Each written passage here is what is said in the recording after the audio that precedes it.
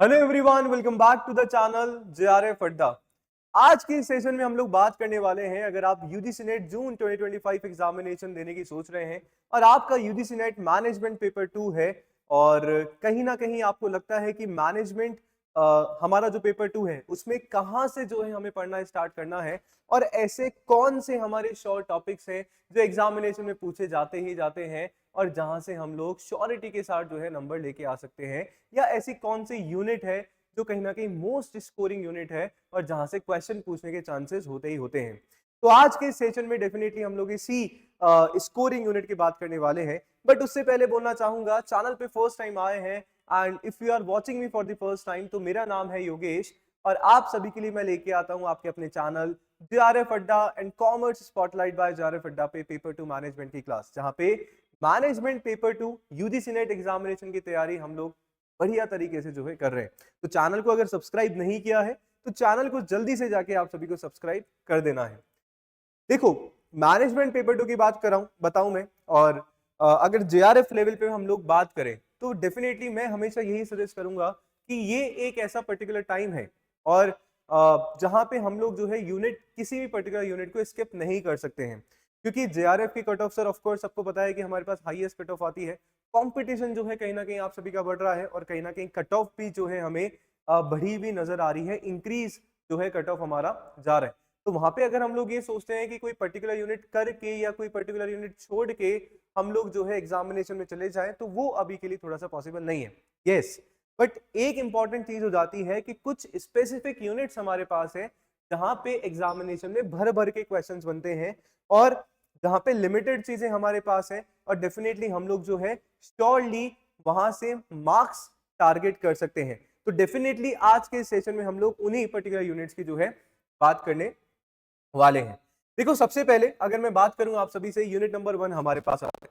Unit number 1 इतना बढ़िया unit है सर, क्यों? क्योंकि वो सारी की सारी चीजें हैं जो हमने हमारी क्लास 12th मैनेजमेंट में, बिजनेस मैनेजमेंट या बिजनेस स्टडीज की जो बुक है हमारी एनसीईआरटी की, वहां पे जो है हम लोगों ने पढ़ा। पूरा का पूरा हमारा मैनेजमेंट है, पूरा का पूरा कोर मैनेजमेंट हम लोग पढ़ते हैं, जहां पे मैनेजमेंट के कॉन्सेप्ट्स हमारे लिए जरूरी हो जाते हैं पढ़ने, जहां पे मैनेजमेंट थ्योरीज एंड अप्रोचेस के बारे में जो है हम लोग पढ़ते हैं, जहाँ पे 3 टाइप की हमारे पास थ्योरी आती है, क्लासिकल, न्यू क्लासिकल और मॉडर्न थ्योरीज, जहाँ से डेफिनेटली क्वेश्चन जो है हमारे पूछे जाते हैं। इसके बाद में जो है हमारे लिए इंपॉर्टेंट हो जाता है सर मैनेजमेंट के फंक्शंस। 5 फंक्शंस की हम लोग बात कर रहे होते हैं मैनेजमेंट की: planning, organising, staffing, directing and controlling, साथ में कोऑर्डिनेटिंग, कोऑर्डिनेशन ऑल्सो, राइट। तो वहां पे ये सारी की सारी आपके जो फंक्शंस है, अब इनके प्रोसेस की बात हो गई, इनके जो इंटरनल बहुत सारे जो हमारे पास इंपॉर्टेंस होते हैं, फीचर्स होते हैं, यहाँ से जो है क्वेश्चंस आपके बनते हैं। इसके अलावा अगर यूनिट नंबर 1 में से बात करूं सर, एक नंबर जो एक क्वेश्चन हमारा कम्युनिकेशन कहीं ना कहीं पूछा जाता है। देन एक क्वेश्चन हमारा जो है डिसीजन मेकिंग में से पूछा जाता है। ऑर्गेनाइजेशनल स्ट्रक्चर जो है कहीं ना कहीं हमारा एक इंपॉर्टेंट टॉपिक हो जाता है।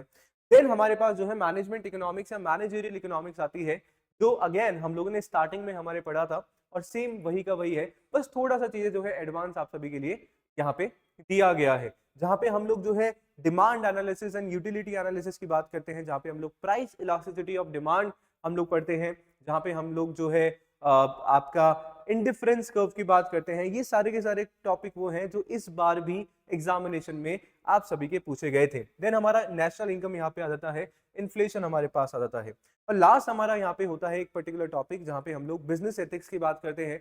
बिजनेस एथिक्स में एथिकल इश्यूज एंड डिलेमा की हम लोग बात करते हैं, साथ में कॉर्पोरेट गवर्नेंस। तो यानी कि यूनिट नंबर 1 आप सभी का इतना बढ़िया यूनिट है जहाँ पे फॉर श्योरली पता है, सर पता है कि क्वेश्चन आएगा ही आएगा, और हम एक्सपेक्ट भी कर पाते हैं कि कहाँ से पर्टिकुलर जो है क्वेश्चन हमारा बन सकता है। ऑफ कोर्स थोड़ा सा वास्ट हमारी यूनिट है, यूनिट नंबर 1, ठीक है, जो ज्यादा जो है कहीं ना कहीं टाइम लेती है, बट यस, इसको अगर हम लोग पढ़ चुके होते हैं तो क्वेश्चन सही होने के चांसेस हो जाते हैं। क्यों? क्योंकि जहां से मैंने आप सभी का ये यूनिट स्टार्ट करी, मैंने बोला कि यूनिट नंबर 1 आपकी एक ऐसी यूनिट है जो कहीं ना कहीं आप लोगों ने ऑलरेडी पढ़ी हुई है, एक बेस हमारा बना हुआ होता है, बस चीजों को पॉलिश करने की हमें यहाँ पे नीड होती है। आई होप आप लोग जो है मेरा पॉइंट समझ गए होंगे। नेक्स्ट अगर मैं यूनिट लूं, यूनिट नंबर 2 के बाद जो है मैं स्टूडेंट से बोलता हूं कि सर यूनिट नंबर 4 हमारा, यूनिट नंबर 4 एंड 5 दो ऐसे यूनिट है जो बहुत ज्यादा टिपिकल भी स्टूडेंट्स को लगती है, बट टिपिकल होने के साथ साथ यहाँ पे कुछ ऐसे हमारे पास टॉपिक्स हैं जो सर्टेन टॉपिक्स हैं और एग्जामिनेशन में क्वेश्चन वहां से पूछे ही पूछे जा रहे हैं। आई नो सभी का जो है न्यूमेरिकल पोर्शन और प्रैक्टिकल पोर्शन इतना अच्छा नहीं होता है, बट इतना कुछ जो है न्यूमेरिकल पोर्शन भी नहीं पूछा जाता है। अभी एग्जामिनेशन की हम लोग बात करें तो मुश्किल से 3 से 4 क्वेश्चन हमारे न्यूमेरिकल आए होंगे, बट इन 2 यूनिट में से थ्योरेटिकल क्वेश्चंस भी जो है आप सभी से पूछे गए। तो यानी कि सर्टेन चीजें हैं, लिमिटेड चीजें, हमें पता है कि किसका अजम्पशन पूछा जाएगा। कैपिटल स्ट्रक्चर में भैया हमारे पास ये सारी चीजें, इनके अजम्पशंस पूछे जाएंगे, कैपिटल स्ट्रक्चर की थ्योरीज हमारे पास पूछी जाएंगी। तो मुझे अगर पता है कि सर वहां से क्वेश्चन आना है तो उसको मैं स्ट्रॉन्ग कर सकता हूं, और फॉर श्योरली जो है वहां से क्वेश्चन आने के हमारे पास चांसेस होते भी हैं, होते भी हैं। ठीक है, तो यानी कि यहां से क्वेश्चन, आपका एक क्वेश्चन डेफिनेटली बनता है सर आपके अकाउंटिंग प्रिंसिपल्स एंड आपकी जो है अकाउंटिंग स्टैंडर्ड्स की हम लोग बात कर रहे होते हैं, जहां पे हम लोग अकाउंटिंग स्टैंडर्ड और हमारे जो इंडियन अकाउंटिंग स्टैंडर्ड है, इंड एएस है, वहां से क्वेश्चन आपका बनता है। इस बार भी जो है आप सभी का बना है। देन फाइनेंशियल स्टेटमेंट में हमारे पास जो है कैश फ्लो से एक क्वेश्चन हमारा हो गया, एक हमारा जो है फंड फ्लो से क्वेश्चन जो है आप सभी का हो गया, इस बार भी एग्जामिनेशन में पूछा गया आप सभी से। देन रेशियो एनालिसिस में हमारे पास क्वेश्चन आता है, न्यूमेरिकल क्वेश्चन 99% आने के चांसेस होते हैं। इस बार भी आया, प्रीवियस ईयर भी आया, उससे प्रीवियस भी जो है कहीं ना कहीं आया है। पेपर उठा के जो है आप लोग देख सकते हैं। ठीक है, जहां पे मोस्टली हमारे से जो है current ratio, quick ratio, debt equity ratio, ये जो है कहीं ना कहीं हमसे पूछे गए। तो रेशियो एनालिसिस है, अच्छा है, न्यूमेरिकल क्वेश्चन आपका बनता है। देन कॉस्टिंग में से मार्जिनल कॉस्टिंग का क्वेश्चन आ गया आपका, पीवी रेशियो जो है हम लोग यहाँ पे निकालते हैं, है ना, वो आपके क्वेश्चन आ गया। बीपी से जो है आपका क्वेश्चन, न्यूमेरिकल क्वेश्चन बन सकता है। ठीक है जी, इसके बाद जो है हमारा फाइनेंशियल मैनेजमेंट आता है। एक हमारा जो है स्टैंडर्ड कॉस्टिंग भी आता है आपकी कॉस्टिंग में, स्टैंडर्ड कॉस्टिंग एंड वेरिएंस की हम लोग बात करते हैं। ठीक है, ठीक है, वो हमारा हो जाता है। कैपिटल स्ट्रक्चर और उनकी थ्योरीज की हम लोग बात कर रहे होते हैं, इंपॉर्टेंट है, ऑल श्योर क्वेश्चन पूछे जा रहे हैं। एंड बजटिंग, तो यानी कि ये सारे के सारे आपके टॉपिक ऐसे हैं जहां पे एग्जामिनेशन में क्वेश्चन पूछे जाते हैं। थोड़ा सा कॉन्सेप्ट यहाँ पे हमें लगाना है ना, कॉन्सेप्चुअल चीजें हैं उसको सीख लेना है। सीख लेते हो, क्वेश्चन की प्रैक्टिस करते हो, तो सर नंबर फॉर श्योर आपके यहाँ पे हो जाते हैं। क्योंकि सर थ्योरेटिकल यूनिट से ज्यादा अच्छी मुझे लगता है न्यूमेरिकल हमारे पास यूनिट्स हैं, जहाँ पे सर्टेनिटी के साथ चीजें हैं। थ्योरेटिकल में तो अथाह थ्योरी हमारे पास है, जहाँ पे वी कैन नॉट प्रिडिक्ट कहाँ से क्या क्वेश्चन पूछा जाएगा, पर यहाँ पे हम लोग प्रिडिक्ट कर सकते हैं कि कहाँ से क्वेश्चन बनने के चांसेस है, और आता भी है। ठीक है, सही बात है। तो ये यूनिट नंबर 4 हमारा एक इंपॉर्टेंट हो जाता है। देन अगेन यूनिट नंबर 5 हमारा इंपॉर्टेंट हो जाता है, अगेन सेम वही, जहाँ पे कैपिटल बजटिंग हो गया हमारा, डिविडेंड थ्योरीज हमारी हो गई, गॉर्डन थ्योरी की हम लोग बात करते हैं, वॉल्टन थ्योरी की हम लोग बात करते हैं, मर्जर्स एंड एक्वाइजिशन आपका हो गया, पोर्टफोलियो मैनेजमेंट हो गया, वर्किंग कैपिटल मैनेजमेंट हो गया। ये अभी एक एक लाइन की टॉपिक है, बट सर इनमें बहुत कुछ है हमें पढ़ने के लिए, तो पूरा टॉपिक लेके आया हूँ। बाकी सब टॉपिक्स बहुत सारे हैं, डेफिनेटली हम लोग नेक्स्ट वाले वीडियो में डिस्कस करने वाले। तो यानी कि अभी तक 3 यूनिट्स गाइस मैंने आपको बता दी है। यूनिट नंबर 1 हम लोग अच्छा स्ट्रॉन्ग कर सकते हैं, यूनिट नंबर 4 एंड 5 हमें स्ट्रॉन्ग करना चाहिए, क्योंकि बहुत इंपॉर्टेंट है, क्वेश्चन भर भर के जो है बनते हैं। नेक्स्ट यूनिट अगर आप सभी को बताऊं मैं, यूनिट नंबर 6 हमारा हो जाता है। 6 एंड 7 दोनों इंपॉर्टेंट है ना, क्योंकि 6 एंड 7 में हम लोग 6 में स्ट्रैटेजिक मैनेजमेंट के साथ साथ हम लोग मार्केटिंग पढ़ते हैं।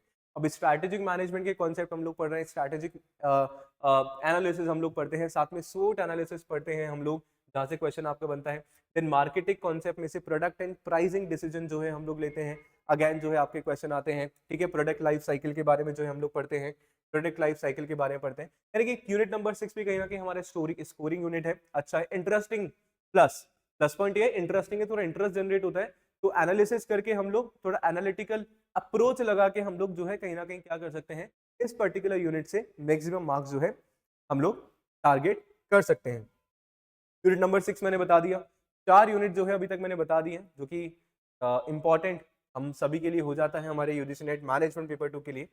अब ये सारा का सारा, जैसे कि मैंने आप सभी को बताया कि इंपॉर्टेंट तो सब कुछ है पढ़ने के लिए, तो पूरा सिलेबस जो है सर कहाँ मिलेगा, सर यहाँ आपको मिलेगा।